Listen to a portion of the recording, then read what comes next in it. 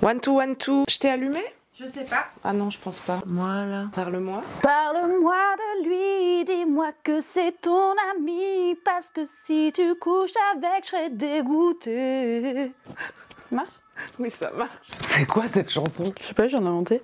C'est vrai? Oui. Quel talent.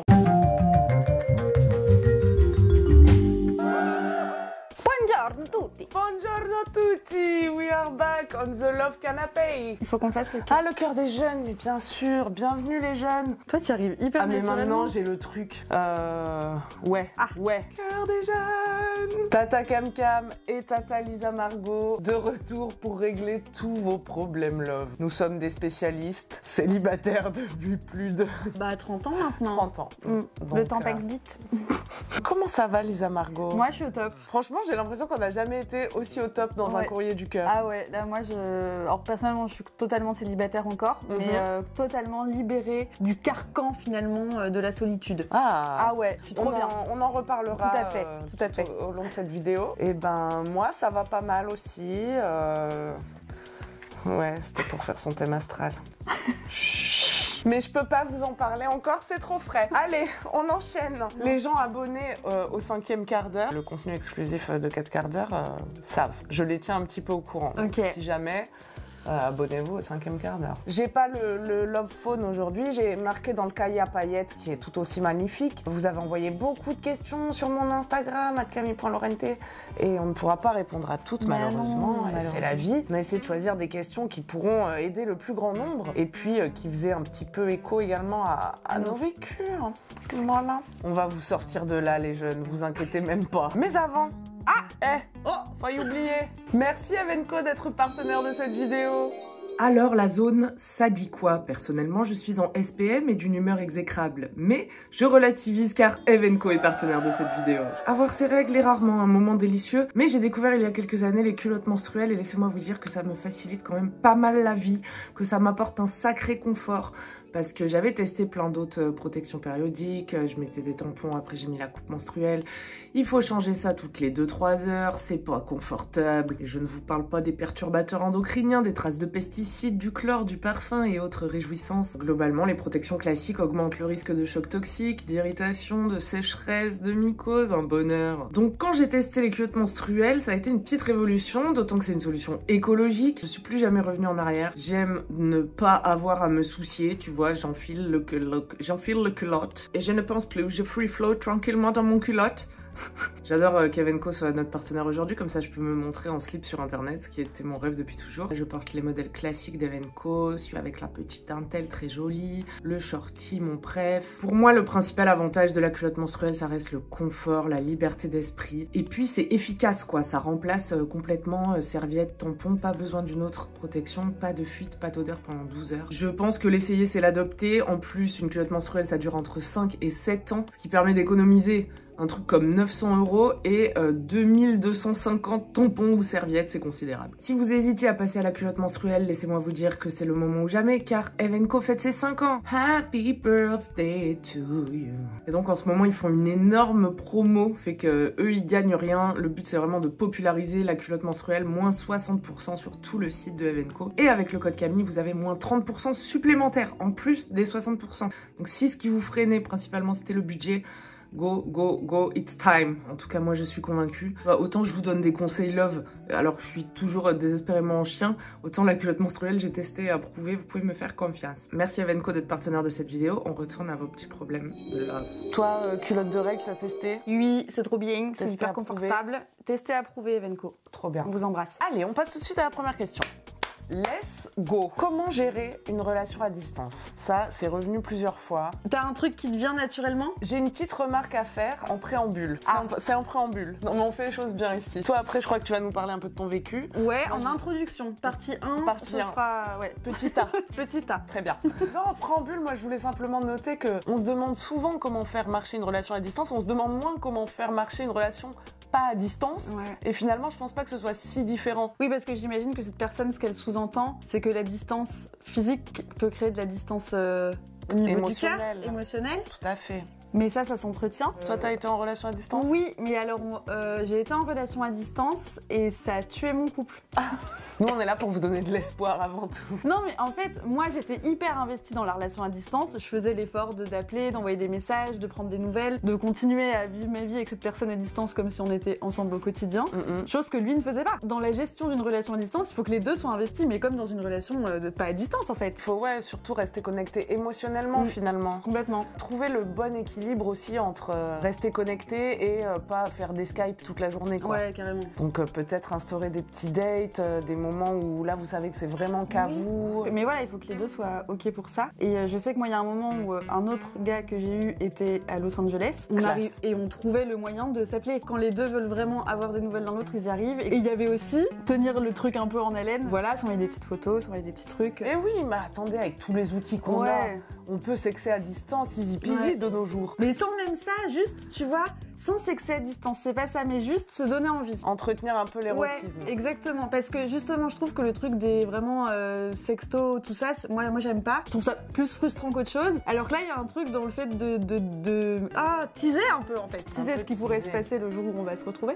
Ça, je trouvais ça hyper excitant, hyper cool, mais exactement comme on le ferait dans une relation qui n'est pas à distance en vrai. C'est ça, hein. Moi, je connais un couple qui s'est rencontré très jeune. Si ça peut vous donner de l'espoir, moi, c'est un couple qui m'a régulièrement donné beaucoup d'espoir dans ma vie. Il y a eu toutes les années étudiantes où ils ont jamais été dans la même ville, un en Erasmus, un en France, puis l'autre en Erasmus, l'autre en France. Les stages, le boulot, et bref, au bout de, je crois, 7-8 ans de distance, ils ont enfin habité ensemble dans la même ville, quoi. Ouais. Et là, ils sont mariés, ils ont 2 enfants, enfin, croyez en vos rêves, quoi. J'avoue que j'ai le même couple d'amis. Après, c'est des gens extrêmement équilibrés et qui ont su s'investir quand il fallait. Et je pense que ça n'a pas été tout le temps facile non plus, quoi. Faut accepter que parfois... Ça, c'est clair. J'entends de plus en plus le discours des personnes plus âgées dire mais l'amour, c'est pas facile en fait. Et faut arrêter avec ce délire de tout est rose, tout est machin. C'est soit par contre t'as deux personnes qui ont envie de se battre parce qu'elles s'aiment et qui ont envie que leur couple fonctionne, soit il y a un démissionnaire dans les deux et c'est bon. On peut pas pédaler tout seul sur le tandem. Hein. Moi, vous voulez de la métaphore, je vais vous en donner. Et imaginez les gens en trouble. Non, j'imagine pas. Non, moi non plus. En trouble à distance. Nous, la vie nous a déjà bien assez fatigués comme ça. Mais déjà tout seul. Déjà tout seul, c'est pas toujours facile. Moi, des fois, je suis en relation à distance avec moi-même par rapport à mon cerveau, tout ça qui s'évade un peu trop. Déjà, c'est compliqué. C'est vrai, j'allais dire, même dans une relation à distance ou pas, c'est important de rester près de soi aussi. Parce que ça, souvent, ça peut niquer les relations. Bien sûr. Donc, ne pas hésiter à se prioriser toujours. Hein. Oui, tout à fait. Il y a quelqu'un, d'ailleurs, petite parenthèse, qui posait dans les questions qu'on ne traitera pas en profondeur, mais la question de savoir comment se prioriser sans passer pour une connasse. Parce que les femmes ont toujours peur d'être méchantes, évidemment. Se prioriser, c'est jamais être une connasse. Hein. Non. C'est la base de toute relation. Si on oublie toute sa vie, ses amis, son sport, pour faire des Skype... ça va pas marcher, quoi. Non, ça peut pas marcher. Pas très longtemps. Mais dans la vie en général, hein, pour le coup, même pas avec un couple, enfin, c'est trop important. Moi, je le découvre là, et je découvre que c'est trop cool de m'écouter, de penser à moi. Et c'est pas grave de penser à soi, genre, c'est pas être égoïste que de s'écouter. Ça n'a strictement rien à voir. Il y a pas meilleur moyen d'être épanoui et d'être heureux. Tout à fait. Question réglée. Deuxième question. Allez, c'est parti, j'ouvre le love book.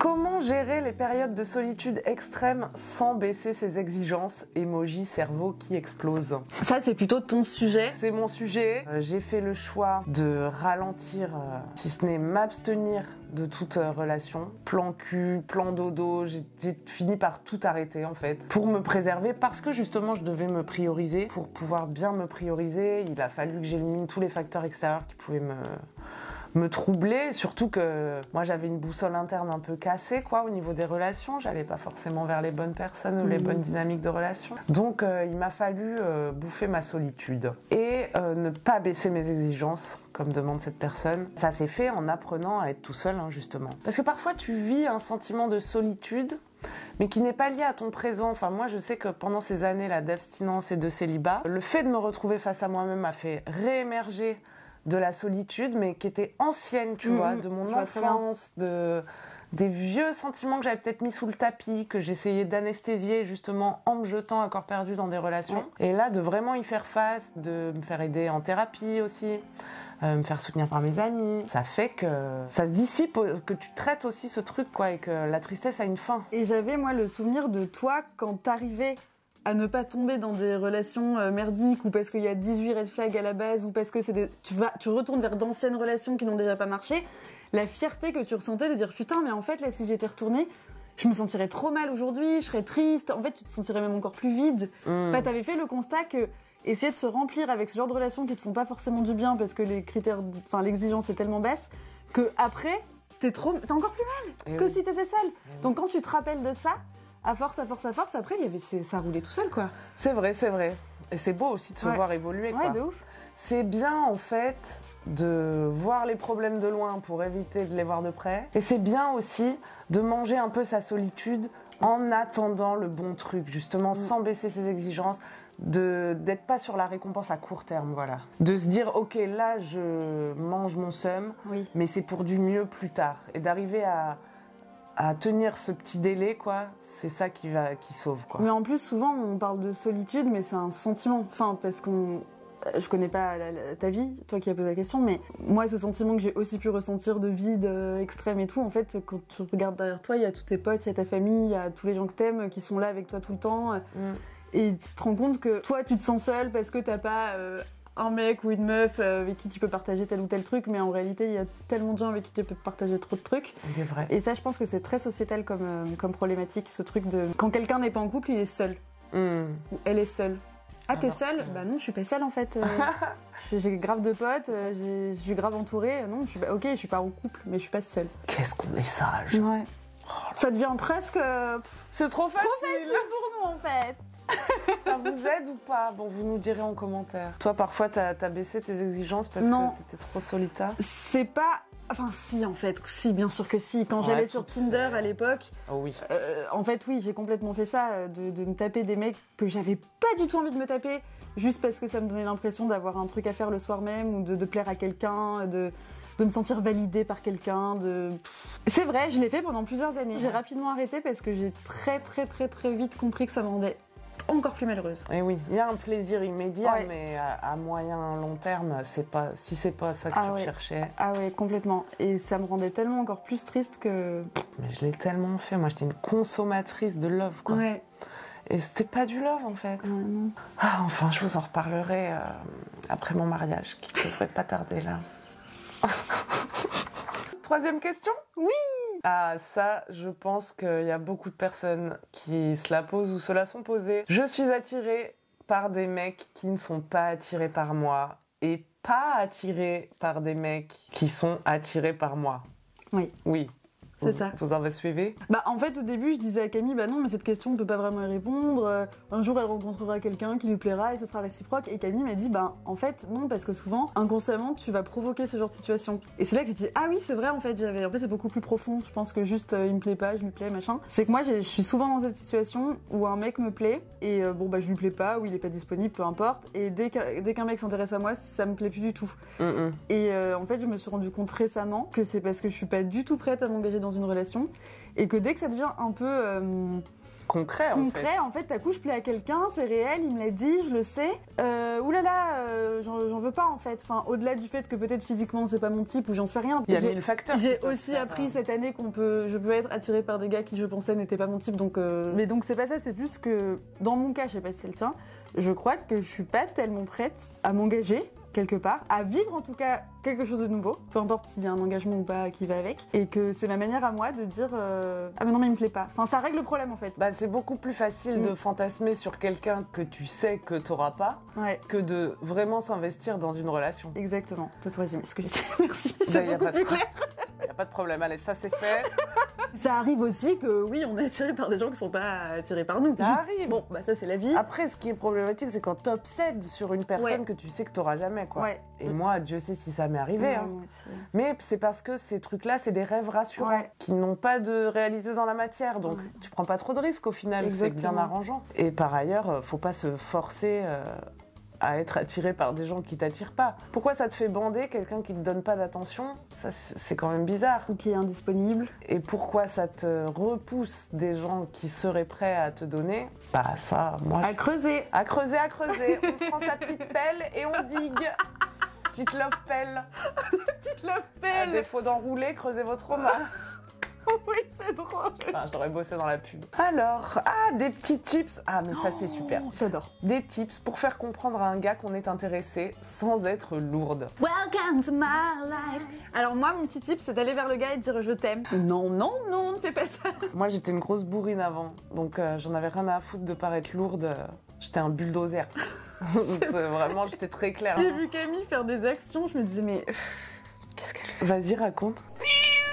Raconte. Un copain qu'on avait en commun et que j'avais rencontré parce que Camille m'avait demandé d'aller au date avec elle pour que ça fasse pas date parce que le gars ne voulait pas faire de date avec elle. Et elle lui dit on ken quand? Enfin, moi je veux te baiser en fait, j'adore tes lèvres. T'étais là quand j'ai dit ça? Oui. Oh, mais vous voyez le niveau. Et moi j'étais là, bon.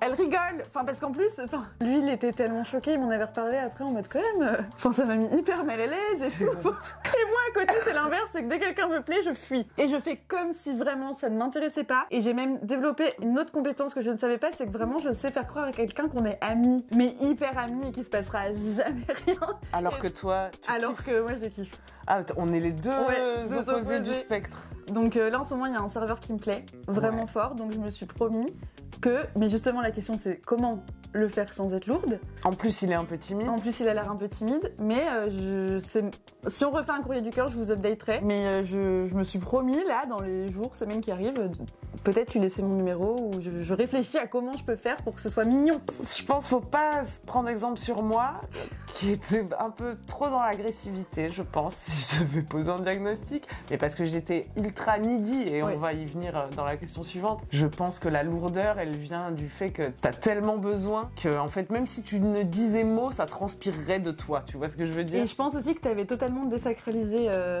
la séduction. La séduction. En fait je pense que je croyais inconsciemment que je pouvais pas plaire et du coup que le seul moyen c'était d'y rentrer dans l'art quoi. Ouais. Comme j'avais l'impression de m'être jamais fait draguer dans ma vie et tout, alors que si mais par des gens qui m'attiraient pas parce que ça serait devenu concret.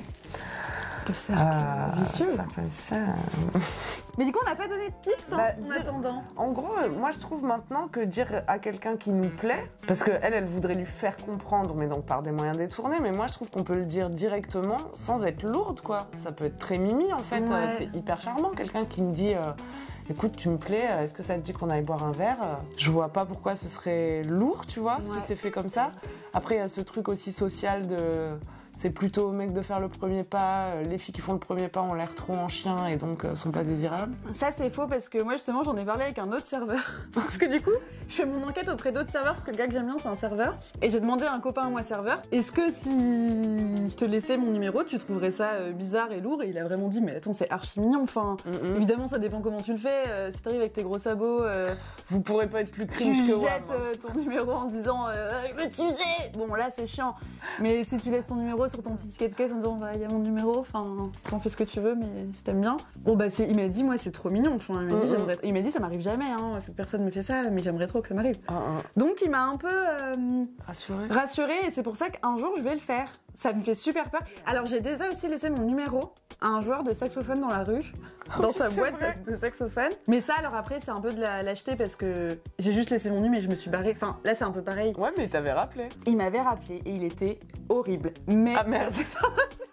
Mais sinon ouais, faire comprendre à quelqu'un que tu l'aimes bien sans être lourd, ça peut être des petites blagues, ça peut être aussi des attentions. Ouais. Si un jour il te dit ah j'aime trop telle plante, et bah tu lui ramènes la plante. Non c'est trop lourd. Ça c'est peut-être too much. Si tu dis j'aime bien les Lamborghini par exemple, tu lui en achètes une, tu vois. Direct, il va comprendre le message. Je pense Non, mais je crois qu'il faut pas aussi prendre les gens pour des jambons. En vrai, les gens ils sentent bien quand quelqu'un leur donne plus d'attention que la normale, tu vois. On le sent quand on plaît à quelqu'un. Mais c'est vrai que par contre, ce qui est très libérateur, si t'as un doute, c'est de poser la question toi. Parce que moi, ça m'est arrivé ça aussi l'année dernière, de penser qu'il y avait un truc avec un garçon, puis en fait, quand j'en ai parlé, il m'a dit pas du tout, genre c'était totalement unilatéral. Mais du coup, ça m'a libérée parce que moi, ça faisait des mois que je vivais dans ce truc de est-ce que je lui plais, est-ce que pas, j'envoie des signaux, je comprends pas, je sais pas. C'est chiant. C'est marrant, 2 semaines max. Donc au bout d'un moment, faut dire les choses. On est des adultes maintenant. Ouais. On n'a plus le temps pour ces conseils. Ok. Les petits jeux, non. Le chaud-froid. Non. Fuis-moi, je te suis, fuis-moi, je te fuis. Non. Eh bien, il est déjà venu l'heure de la dernière question. Elle est où? Elle est là. En fait, il y a une petite D'accord. histoire qui va avec. Puisque elle me dit, on se datait au KLM, il est parti en Erasmus et il ne m'écrit plus. Je pensais profiter en attendant son retour, mais je n'arrive pas à arrêter de penser à lui. Comment être moins needy? Donc en gros, le gars, il lui écrit plus depuis qu'il s'est cassos, mais elle continue de penser à lui et elle trouve que c'est elle qui est needy de vouloir juste des nouvelles en fait. Alors que lui donne pas de nouvelles, c'est ça qui te rend needy. Pourquoi attendre quelqu'un qui donne pas de nouvelles? Bah oui. Oh, c'est nul, je l'aime pas. It's a sad, sad situation. Mais est-ce que aussi vous vous étiez vu beaucoup avant? Dater au KLM, elle a dit. Ok. Mais en vrai, si le gars avait envie d'entretenir la relation, il donnerait des news, quoi. Ouais. Je crois aussi que on se complique parfois un peu la vie, et qu'un signal d'une relation qui est cool, c'est qu'elle est simple et pas impossible à déchiffrer, tu vois. Ouais. Au moins au début, après que ça se complique, c'est normal. Mais au début, quand justement t'es dans des casse-têtes de il a liké telle photo, est-ce que tu crois que Nani... Non, mais en moi fait, maintenant, un je mec, pars du principe que déjà, si t'as peur un peu d'écrire à quelqu'un, c'est que c'est mort.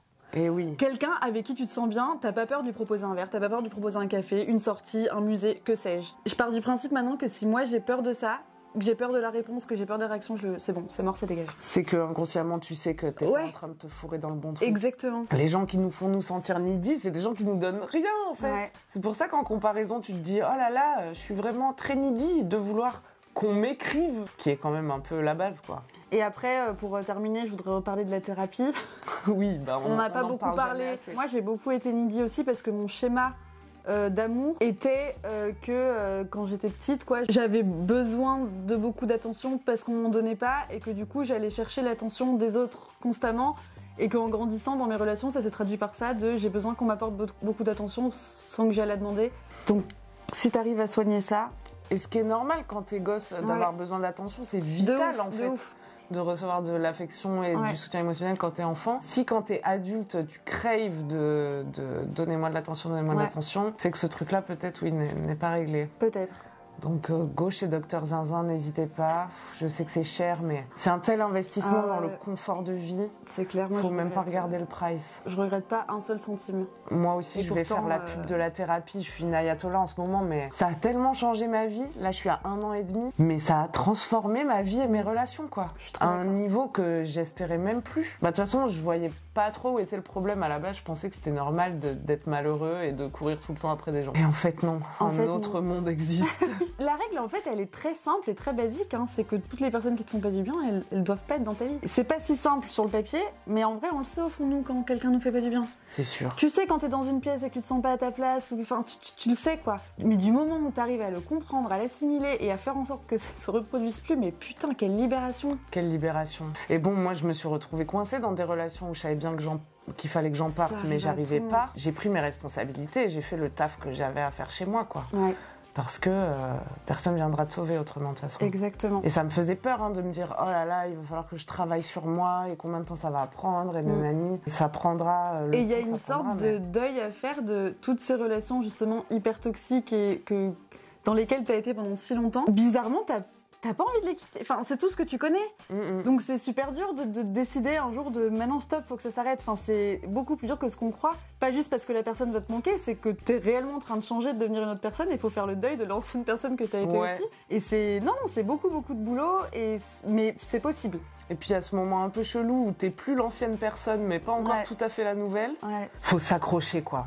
Franchement, faut s'accrocher parce que un jour l'horizon se dégage et toutes les petites briques que t'as mis en place, tout s'emboîte et d'un coup ça fleurit et franchement c'est magnifique. Ouais, c'est trop chouette. Moi je passe un très beau printemps. Ouais, bon, le soleil n'est pas au rendez-vous malheureusement, mais on l'attend de pied ferme. J'ai vu un mème qui disait le printemps défends-toi un peu. Voilà mes petits chats. J'espère que ça vous a aidé. Moi, je pense que ça les a aidés. Moi, je pense que ça aide toujours les gens de savoir que des femmes extraordinaires comme nous ont bien galéré. Sont célibataires, ont fait exactement les mêmes erreurs que tout le monde, se sont embourbés dans des vieux machins. Oui. Et voilà, on s'en sort. Il y a un espoir. Il y a un espoir, il y a une porte de sortie. Oui. Mais vous êtes super. Et oui, et c'est normal d'en chier et d'avoir pas toutes les réponses. C'est le chemin aussi. Ça veut dire que vous avez une marge de progression. Oui, mais par contre, sans juger, j'aurais bien aimé pouvoir dire à la moi d'avant, genre, pourquoi t'es autant resté dans des relations qui te faisaient du mal. C'est impossible parce que quand t'es en plein dedans, tu le vois même pas. T'as pas envie de voir que ça te fait du mal. Mais je vous en supplie, si vous avez le moindre doute, sachez qu'il n'y a pas de doute. Et que ce soit le début de la réflexion. Il y a tout un chemin à faire, mais au moins, le début, c'est prendre conscience, quoi. Ouais. Après, bah, ça se fera quand ça se fera. Faut pas se mettre de pression, faut pas se juger, faut pas culpabiliser d'être dans des relations qui nous font du mal parce que ça cache souvent d'autres trucs. Mais juste prenez-en conscience et c'est le début de la guérison en fait. Et prenez les mains tendues, demandez de l'aide. Oui. Vos amis sont là, nous on est là. Ouais. On peut continuer cette conversation en commentaire. Ouais. Merci d'avoir regardé ce courrier du cœur jusqu'au bout. On refait le cœur des jeunes parce que décidément c'est beaucoup d'amour aujourd'hui. Je sens que tu vas y arriver. Oui. Attends. C'est celui près du pouce, il se plie. Oui. C'est un texte. Et lui. Le fuck se tend, voilà. Et voilà comment on fait un cœur des jeunes. Je suis pas du tout. En toute souplesse. En toute souplesse. Mon petit chat, à très bientôt. Ouais. Allez, prenez Bisous soin de Kissou. vous. Bisous Kissou. On vous embrasse. Vous allez vous en sortir. À tutti quanti. Nous, on vous aime, nous. Oui, on vous aime. Ciao. La page chafafa, partez pas si vite. Je vous disais tout à l'heure, c'est les 5 ans de Evenko. Avec le code Camille, vous avez moins 30% en plus des moins 60% sur tout le site. Le lien est dans la description. Ok, prenez soin de vous. Je vous embrasse. À un de ces dimanches. Ciao.